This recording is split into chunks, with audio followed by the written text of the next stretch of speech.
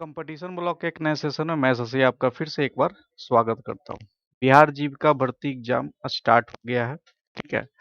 और उसमें से सबसे ज़्यादा जो क्वेश्चन पूछे जाएंगे वो सब्जेक्ट क्वेश्चन सबसे इम्पोर्टेंट है, क्योंकि सब्जेक्ट क्वेश्चन सबसे ज़्यादा प्रॉब्लम क्रिएट करता है सभी पोस्ट के लिए। अब ये वीडियो कम्युनिटी कोऑर्डिनेटर का हो, लिवलीहुड का हो, बीपीएम का हो, ये सब के सब्जेक्ट क्वेश्चन आपको इसमें मिल जाएंगे। तो ये वीडियो आपके लिए बहुत ही इम्पोर्टेंट है। चलिए स्टार्ट करते हैं आज का सेशन। सबसे पहला क्वेश्चन है, भारत सरकार द्वारा अप्रैल 2025 में शुरू की गई उस योजना का नाम बताइए जिसका उद्देश्य विशेष रूप से आबादी के गरीब और कमजोर वर्गों को सुलभ और सस्ती, जवाबदेह, प्रभावी और विश्वसनीय प्राथमिक स्वास्थ्य देखभाल प्रदान करता है। अब ये जो क्वेश्चन है, देखिए, प्रोग्राम भारत सरकार का जो भी प्रोग्राम है पीएम से रिलेटेड, वो क्वेश्चन सबसे ज्यादा पूछे जाएंगे। ठीक है, तो इसका क्या आंसर हो जाएगा? NRHL। ठीक है, इसको याद रखिएगा, ये बहुत ही इंपॉर्टेंट ये टॉपिक भी है, थ्योरी क्लास में इसको पढ़ा भी चुके हैं डिटेल, तो ये याद रखना है आपको। अगला क्वेश्चन है, देश के युवाओं को सार्थक उद्योग प्रासंगिक बनाने, कौशल आधारित प्रशिक्षण प्रदान करने और आर्थिक रूप से उन्हें मजबूत और नियोजित बनाने के लिए निम्नलिखित में से कौन सा भारत सरकार की शुरू की गई पहल है? ठीक है। अब ये देखिए, ये भी प्रधानमंत्री का जो प्रोग्राम है उससे रिलेटेड है। आंसर क्या हो जाएगा? प्रधानमंत्री कौशल विकास योजना। ये बहुत ही चर्चा में रहा था और इसमें बहुत सारा इनरोलमेंट हुआ था। अगला क्वेश्चन है, when was Indira Gandhi national old age pension scheme implemented? Indira Gandhi राष्ट्रीय वृद्धावस्था पेंशन योजना कब लागू की गई थी? तो ये लागू की गई थी 1995 में। ठीक है। अगला क्वेश्चन है, निम्नलिखित में से किस प्रत्यक्ष लाभ योजना, जिसको डीबीएस भी बोलते हैं, गिनीज वर्ल्ड ऑफ रिकॉर्ड द्वारा दुनिया की सबसे बड़ी प्रत्यक्ष योजना लाभ के रूप में मान्यता दी गई? ये भी क्वेश्चन बहुत इंपॉर्टेंट है आपके लिए, तो इसका आंसर क्या हो जाएगा? पहल। ठीक है। अगला क्वेश्चन है, हाउ मेनी, देखिए इंग्लिश और हिंदी दोनों में क्वेश्चन, आपको जिसमें सहूलियत हो उसमें आप इसको बनाइए। सामाजिक सहायता कार्यक्रम जब आरंभ हुआ तब उसमें कितने अवयव थे? तो उसमें टोटल कितना था? उसमें 3 अवयव थे। ठीक है। अगला क्वेश्चन है, निम्नलिखित में से कौन सा कार्यक्रम बुजुर्ग लोगों को सहायता प्रदान करता है? ठीक है, तो ये NSAP राष्ट्रीय सामाजिक सहायता कार्यक्रम है, इसको भी ध्यान रखना है आपको, ये भी क्वेश्चन इंपॉर्टेंट है। अगला है, निम्नलिखित में से कौन सा योजना राष्ट्रीय सामाजिक सहायता कार्यक्रम NSAP का एक हिस्सा है? अब देखिए इसमें है अन्नपूर्णा योजना, अटल पेंशन योजना, इसमें से 5 योजना है, कौन सा योजना इसके अंतर्गत आता है?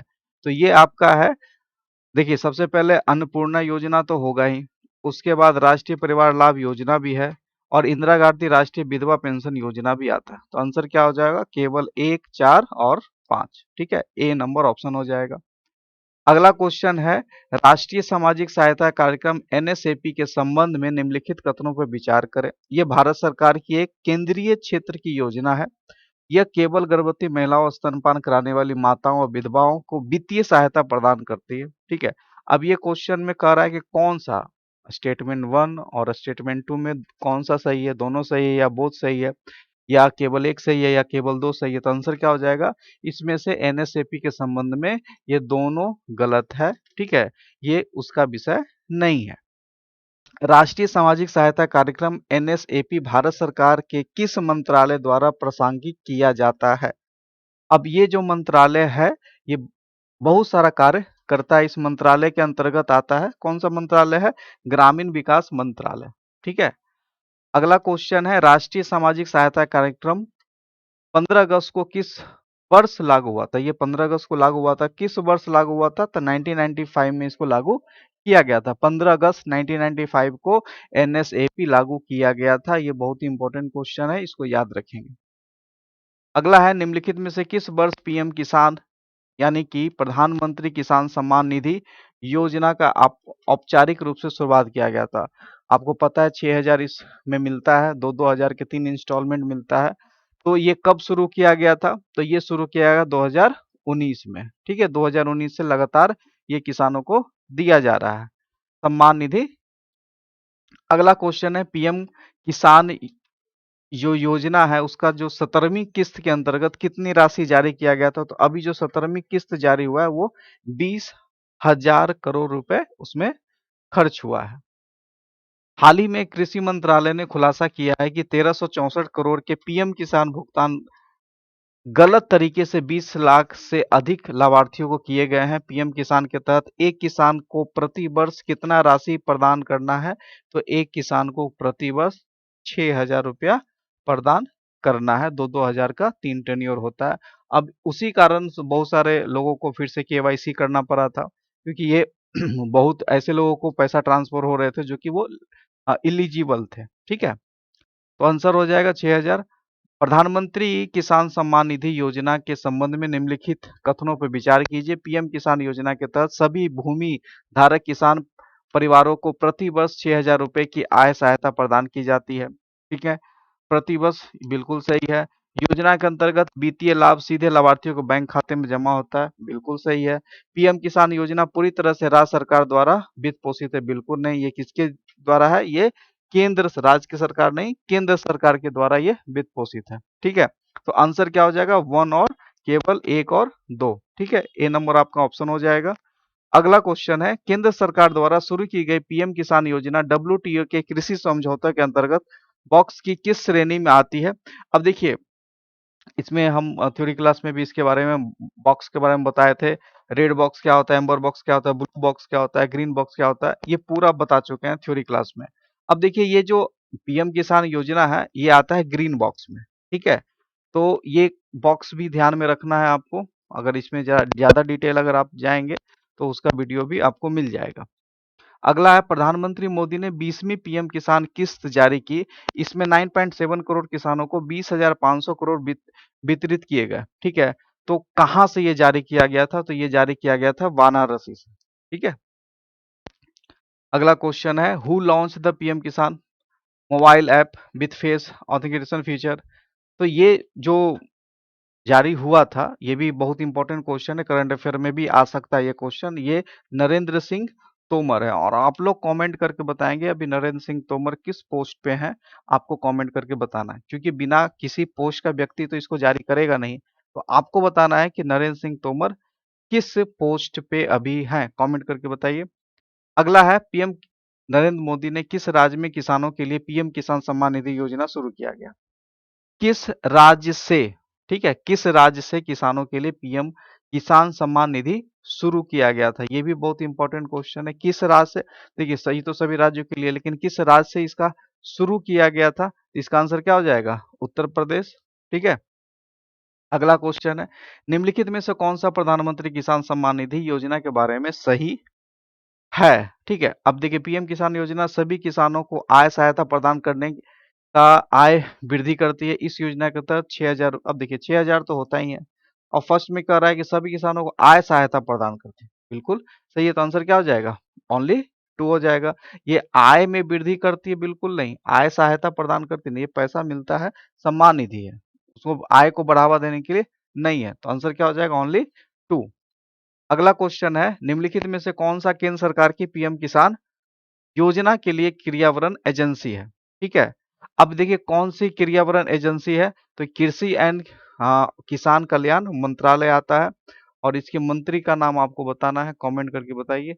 ये करंट अफेयर में ये सब बहुत इंपॉर्टेंट। व्हेन वाज द राष्ट्रीय कृषि विकास योजना, यानी कि राष्ट्रीय कृषि विकास योजना RKVY कब शुरुआत किया गया? तो ये 2007 में। ठीक है, इंपॉर्टेंट क्वेश्चन है। अगला है, निम्नलिखित में से कौन सा कार्यक्रम राष्ट्रीय संपोषीय कृषि मिशन NMSA से संबंधित नहीं है? अब देखिए, इसमें ये क्वेश्चन बहुत इंपॉर्टेंट है, और इसमें बहुत लोग फंसते हैं ऐसा क्वेश्चन में। क्यों? अब देखिए, इसमें क्या है, RAD तो है, SSC भी है, RKVY तो है ही, इसमें पीएम कृषि सम्मान योजना नहीं आती है। ठीक है, अगला है, राष्ट्रीय कृषि विकास योजना भारत सरकार की एक योजना है जिसे किसे लाभ के लिए शुरू किया गया है? कृषि राष्ट्रीय कृषि विकास योजना। अब देखिए, एक चीज बताइए, कृषि से संबंधित कोई प्रोग्राम है तो वो स्कूल के शिक्षक के लिए तो कोई मीनिंग है नहीं, मीनिंगलेस है। अगर आपको नहीं भी आता है तो ऑप्शन भी आप इस तरह से आप एलिमिनेट कर सकते हैं। उद्योग से कोई मतलब नहीं, अस्पताल से कोई मतलब। ऑटोमेटिक आपको नहीं भी पता है तो आंसर आप लगा सकते हैं, कृषि और किसान। अगला है, हु लॉन्च द कृषि विकास योजना। अब कृषि विकास योजना कौन लॉन्च करेगा, आप ही बताइए। क्या स्टेट बैंक का इसका कोई काम है? नहीं। भारतीय कृषि अनुसंधान परिषद का अनुसंधान करना काम है? ये भी नहीं। राज्य कृषि राज्य का कोई काम नहीं, तो ये किसका काम है? राष्ट्रीय विकास परिषद का काम है। अगला क्वेश्चन है, पूर्वी भारत में हरित क्रांति लाना किस योजना की उपयोजना है? अब ये भी क्वेश्चन इंपॉर्टेंट है। तो राष्ट्रीय कृषि विकास योजना का ही ये उप योजना है कि पूर्वी भारत में हरित क्रांति लाना। ठीक है। अगला क्वेश्चन है, भारत में कृषि उत्पादों के लिए कोल्ड स्टोरेज सुविधाओं में सुधार के लिए 2000 में निम्नलिखित में से कौन सा कार्यक्रम शुरू किया गया था? अब इसका आंसर हो जाएगा ग्रामीण भंडारण योजना। ठीक है। अब इसमें भी देखिए बहुत सारा क्वेश्चन आप आसानी से बना सकते हैं, भंडारण का बात है तो होगा ही नहीं। अगला क्वेश्चन है, निम्नलिखित में से कौन सा योजना राष्ट्रीय कृषि विकास योजना आरकेवीवाई में शामिल नहीं है? अब इसमें देखिए आरकेवीवाई में कौन कौन शामिल नहीं है। प्रोटीन की खुराक के लिए राष्ट्रीय मिशन तो है, भगवा मिशन भी है, त्वरित चारा विकास मिशन भी है। इनमें से कोई नहीं, आंसर हो जाएगा। ठीक है। अगला है, प्रधानमंत्री कृषि सिंचाई योजना में इनमें से किस योजना जोड़ा गया है? कृषि सिंचाई योजना में इनमें से किस योजना से जोड़ा गया है? तो ये महात्मा गांधी राष्ट्रीय ग्रामीण रोजगार गारंटी अधिनियम 2005। अगला क्वेश्चन है कि इनमें से किस सेक्टर के साथ आरकेवीवाई रफ्तार जुड़ा है? ठीक है, ये भी इंपॉर्टेंट है, तो ये कृषि के साथ जुड़ा हुआ है। अगला है, निम्नलिखित में से कौन सा सक्षम आंगनवाड़ी और पोषण 2.0 योजना का केंद्रीय उद्देश्य है? इसमें है प्रारंभिक बाल्यावस्था देखभाल और पोषण वितरण प्रणालियों को सुदृढ़ बनाना, इसका उद्देश्य है। अगला है, निम्नलिखित में से कौन सा योजना किसानों को सीधे उनके बैंक खातों में वार्षिक आय सहायता प्रदान करती है? अभी आपको इसके बारे में बताए थे, पीएम किसान। आपको 6000 मिलता है, 3 किस्त में मिलता है, 2-2000 का 3 किस्त में मिलता है। अगला क्वेश्चन है, प्रधानमंत्री वय वंदन योजना किस मंत्रालय का एक प्रमुख कार्यक्रम है? देखिए वय वंदन योजना वित्त मंत्रालय का कार्यक्रम होता है, वय वंदन योजना। अगला क्वेश्चन है, प्रधानमंत्री जनधन योजना किस वर्ष आया था? अब देखिए 2014 में जब सरकार बना था उसके बाद बहुत सारा कार्यक्रम आया था। ठीक है। अब 2014 में क्या हो जाएगा, इसका आंसर हो जाएगा कि जब मोदी जी का सरकार आया था तो उसमें होता क्या था कि कार्यक्रम बहुत सेक्टर में आया था। 14 से तो बहुत कार्यक्रम आया था। पीएम का जो इतना कार्यक्रम था 14 के बाद ही शुरू हुआ है। राष्ट्रीय ग्रामीण आजीविका मिशन भारत सरकार के ग्रामीण विकास मंत्रालय द्वारा किस वर्ष शुरू किया गया था? तो ये 2011 में शुरू किया गया है। अगला क्वेश्चन है, भारत सरकार द्वारा प्रधानमंत्री रोजगार सृजन कार्यक्रम किस वर्ष शुरू किया गया था? तो ये 2008 में किया गया था। अगला क्वेश्चन है, स्टैंड अप इंडिया पहल का प्राथमिक उद्देश्य क्या है? तो स्टैंड अप इंडिया का मतलब होता है अनुसूचित जाति, अनुसूचित जनजाति और महिला उद्यमियों के लिए बैंक ऋण की सुविधा प्रदान करना। भारत सरकार द्वारा प्रधानमंत्री गरीब कल्याण जमा योजना पीएमजीकेडीएस किस वर्ष शुरू किया गया था? तो ये शुरू किया गया था 2016 में शुरू किया गया था। उसके बाद प्रधानमंत्री जेजेबीवाई प्रधानमंत्री जीवन ज्योति बीमा योजना स्कीम किस टाइप का स्कीम है? तो ये एक जीवन बीमा योजना है, नाम में ही तो लिखा हुआ जीवन बीमा, तो जीवन बीमा ही होगा। अगला क्वेश्चन है, प्रधानमंत्री रोजगार सृजन कार्यक्रम योजना भारत सरकार के किस मंत्रालय द्वारा शुरू किया गया? तो ये सूक्ष्म एवं लघु मध्यम उद्यम मंत्रालय एमएसएमई जिसको हम लोग बोलते हैं, उस मंत्रालय के द्वारा शुरू किया गया। अगला क्वेश्चन है, सितंबर 2025 में घोषित चालू वित्तीय वर्ष 2025-26 में प्रधानमंत्री उज्ज्वला योजना के तहत कितने अतिरिक्त एलपीजी कनेक्शन प्रदान किए जाएंगे? तो ये बोला गया है कि 25 लाख अतिरिक्त एलपीजी कनेक्शन प्रदान किए जाएंगे।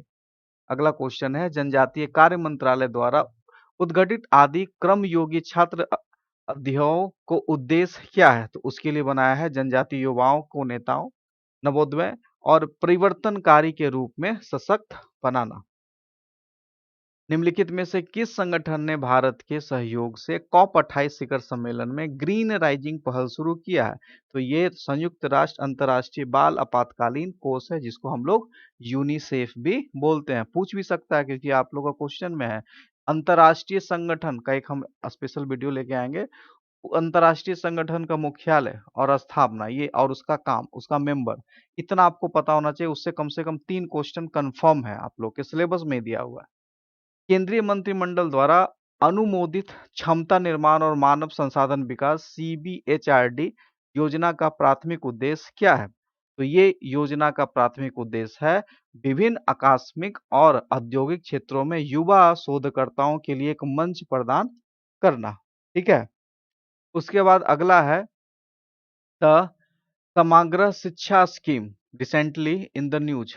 ठीक है। अब ये समग्र शिक्षा जो स्कीम है अभी न्यूज में था। क्यों था? तो उसमें इसलिए था कि देखिए स्कूली शिक्षा के लिए एक एकीकृत योजना जो पूर्व विद्यालय से कक्षा 12 तक कवर करता है, इसलिए ये योजना अभी कवर में था। अगला है योजना और उसके कार्यान्वयन मंत्रालय के संबंध में निम्नलिखित में कौन सा युग्म सही है? अब देखिए एक तरफ दिया हुआ है योजना और दूसरा तरफ दिया हुआ है उसका मंत्रालय। अब आपको बताना है कौन सा मंत्रालय और कौन सा योजना बिल्कुल सही मिलता है। अब देखिए यहाँ पे है पीएम जनमन ग्रामीण विकास मंत्रालय, ये बिल्कुल गलत है। मिशन शक्ति गृह मंत्रालय बिल्कुल गलत है। पीएम मित्रा ये बिल्कुल गलत है। समर्थ जो है वो वस्त्र मंत्रालय का है, तो बिल्कुल सही है। अगला है कि until which year has to union cabinet extend the lending period of the restructure PM सबनी योजना, ये बढ़ा दिया गया है 2030 तक के लिए। ठीक है, ये भी इंपॉर्टेंट क्वेश्चन है। अगला है कि केंद्रीय स्वास्थ्य मंत्रालय द्वारा की गई से पहल के संबंध में निम्नलिखित में से कौन सा कथन गलत है? अब देखिए इसमें क्या क्या है। बोला गया है सूचकांक का शुभारंभ राष्ट्रीय स्वास्थ्य प्राधिकरण एनएचए द्वारा किया जाएगा, पहला ही गलत है। ठीक है, इसका उद्देश्य राज्य और औषधि नियामक प्राधिकरणों को मजबूत करने और उनका मानवीकरण करना, बिल्कुल सही है। ये मानव संसाधन बुनियादी ढांचा और जन स्वास्थ्य संबंधी चिंताओं के प्रति प्रतिक्रिया के जैसे क्षेत्रों को मूल्यांकित करता है, बिल्कुल सही है। सूचकांक राज्यों को विनिर्माण राज्य और मुख्य रूप से वितरण राज्य संघ शासित प्रदेशों में वर्गीकृत करता है, बिल्कुल ये सही है। अगला है what is the month aid provided under the. अब देखिए हिंदी में श्रमश्री योजना के तहत प्रति माह कितनी सहायता प्रदान की जाती है? तो उसके लिए 5,000 रुपया प्रदान किया गया है। अगला है बिहार सरकार द्वारा शुरू की गई कौन सी योजना ग्रामीण आबादी को स्वास्थ्य बीमा प्रदान करने पर केंद्रित करती है? तो यह है जीविका स्वास्थ्य बीमा योजना। ठीक है, ये जीविका का है। ये आपका चौथा नंबर ऑप्शन। डिजिटल वित्तीय सेवाओं के विकास में बिहार राज्य ग्रामीण आजीविका मिशन को किस संस्था ने समर्थन दिया है? तो इसके लिए दिया है सिडबी ने। ठीक है, सिडबी का ये बहुत अच्छा पहल भी है। मई 2025 में बिहार में जीविका दीदी की रसोई योजना किसने शुरू की है? तो जीविका दीदी की जो रसोई योजना है वो मुख्यमंत्री नीतीश कुमार के द्वारा शुरू किया गया है। अगला है हाल ही में तेजस्वी प्रसाद यादव ने बिहार के निम्नलिखित में से कौन सा योजना शुरू किया? तो अभी तेजस्वी प्रसाद यादव ने बिहार में अभी जो शुरू किया है वो जीविका दीदी की रसोई शुरू किया है। इन विच डिस्ट्रिक्ट ऑफ बिहार जीविका दीदी first makhana industry will be open, ये कहाँ ओपन किया गया है? तो ये सहरसा में ओपन किया गया है। उसी बेल्ट में होता ही है, पटना समस्तीपुर मुंगेर में नहीं होता, सहरसा साइड में ही ये मखाना सबसे ज्यादा, मखाना बोर्ड भी उधर ही लगाने का चर्चा भी वहां लग भी गया है। अभी जीविका बिहार सरकार से संबंधित है, यह निम्नलिखित में से किससे संबंधित है? ठीक है, तो जीविका का काम है निर्धनता उन्मूलन। ठीक है, बिहार राज्य जीविका निधि साख सहकारी संघ लिमिटेड का वर्चुअल शुभारंभ किसने किया? तो ये उन्होंने किया है नरेंद्र मोदी ने। अगला है मई 2025 में ग्रामीण विकास को बढ़ाने के लिए बिहार सरकार द्वारा निम्नलिखित में से कौन सा पहल शुरू किया गया? तो ये है पहल आपका जीविका। अगला है Aditya Birla fashion and retail limited ने बिहार में जीविका स्व सहायता समूह कि ग्रामीण महिलाओं को प्रशिक्षित करने के और सशक्त बनाने के लिए किस राष्ट्रीय संस्थान के साथ एक समझौता एमओयू साइन किया है? तो ये किया है निफ्ट पटना के साथ में मिलकर किया है। Which scheme was introduced by the Bihar government to reduce poverty? Bihar सरकार की गरीबी घटाने के लिए कौन सी योजना चालू की है? तो वो है जीविका। अगला है सतत जीविकोपार्जन योजना औपचारिक रूप से बिहार सरकार द्वारा किस वर्ष शुरू की गई? तो ये है 2018। अगला क्वेश्चन है विच एजेंसी यानी कि एसजेवाई के लिए नोडल क्रियान्वयन निकाय कौन सी एजेंसी है? तो वो है जीविका। सबका answer Jeevika. What type of support not provided under SJY? SJY में अंतर्गत किस प्रकार की सहायता प्रदान नहीं की जाती है? तो ये है निशुल्क आवास इसमें नहीं दिया है। एसजेवाई के अंतर्गत कितने अति गरीब परिवारों को लक्षित किया गया है? तो ये है आपका 1 लाख। प्रत्येक मास्टर रिसोर्स पर्सन कितने परिवारों को सहायता प्रदान करता है? तो वो है 30 से 35। अगला है एसजेवाई के तहत शुरू में प्रदान करने वाली मासिक आजीविका अंतराल सहायता कितना है? तो वो है 1000। एसजेवाई किन योजनाओं के तहत बीमा सहायता प्रदान करती है? तो ये है आपका पीएमजेकेवाई और पीएमएसबीवाई। उसके बाद है एसजेवाई में किस समुदाय के अति गरीब लाभार्थी शामिल है? तो ये है एसटीएससी और अन्य समुदाय। एसजेवाई पारंपरिक रूप से किस गतिविधि में शामिल परिवारों को लक्षित करता है? तो ये है देसी शराब तारी से आजीविकापार्जन करते हैं उसको।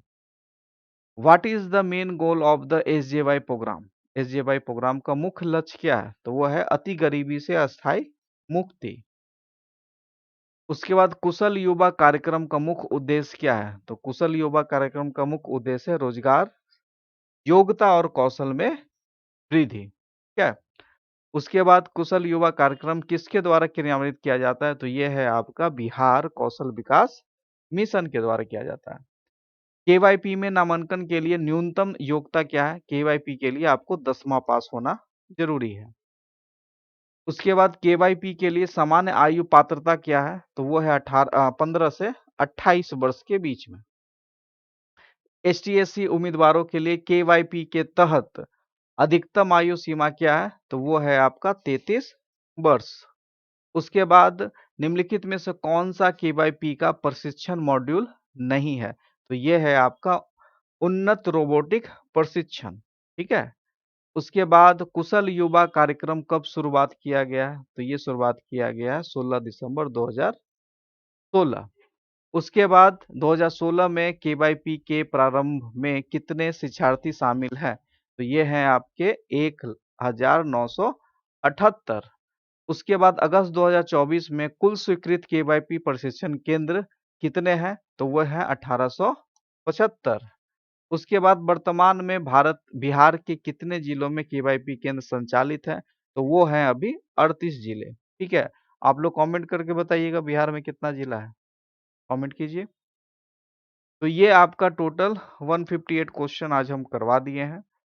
इसमें से सारे सिलेबस का क्वेश्चन हम उठाएं। ये आज डे 1 है, कल फिर होगा क्लास डे 2। ठीक है। तो कल जो क्वेश्चन आएगा, देखिए अभी जब तक तो कम्युनिटी कोऑर्डिनेटर का एग्जाम नहीं हो जाता, हमारा पूरा कोशिश है कि जो भी क्वेश्चन जिस टॉपिक से आने वाला है वो आपको एक बार करवा दिया जाए। इसमें से मोस्टली क्वेश्चन आपके एग्जाम में लड़ेंगे, बस पूछने का तरीका अलग हो सकता है। तो आपको अगर प्रोग्राम के बारे में पूरा पता है तो आपके लिए ये आसान होगा। ठीक है। अगर देखिए ये तो आप एक बार पढ़ के फिर हमारा एक टेस्ट आप बना लेंगे जो मॉक टेस्ट है। जो जो अभी तक मॉक टेस्ट कभी दिए नहीं है उनके लिए एग्जाम बहुत मुश्किल हो जाएगा। अभी आपका जीविका के वेबसाइट पे भी मॉक टेस्ट का लिंक दिया हुआ है। आप हमारे इस वीडियो के नीचे डिस्क्रिप्शन में भी मॉक टेस्ट का लिंक दिया हुआ है। आप जाके मॉक टेस्ट बनाइए, जितना ज़्यादा मॉक टेस्ट बनाएंगे आपका हाथ उतना ज़्यादा चलेगा, क्योंकि देखिए इसमें समय का कमी आपको होगा, क्योंकि इसमें समय ज़्यादा नहीं दिया गया है। तो इसमें आपका स्पीड बहुत इंपॉर्टेंट है। जो जिसका स्पीड अच्छा खासा है वो एग्जाम अच्छे से निकाल लेगा और बहुत कम कट ऑफ पे ये निकल जाएगा, क्योंकि इस बार समय नहीं मिला पढ़ने के लिए, किसी को समय ही नहीं मिला। इस कारण से इस बार अच्छा मौका है, तैयारी कीजिए और बाकी कंप्यूटर क्लास भी कल होगा, तो कंप्यूटर का जिनका भी एग्ज़ाम है वो एक बार देख के जाएँ, ठीक है? तो आज का इतना ही। उम्मीद है आपको सेशन पसंद आया होगा, तो चैनल को सब्सक्राइब कर लीजिए, घंटे के बेल आइकन को प्रेस कर लीजिए, जिससे कि लाइव का नोटिफ़िकेशन आपको चला जाएगा।